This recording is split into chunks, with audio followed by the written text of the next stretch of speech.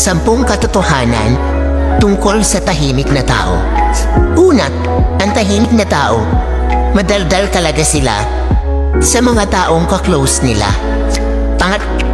Sila ay may 1 o 2 kaibigan lamang, yung totoong kaibigan.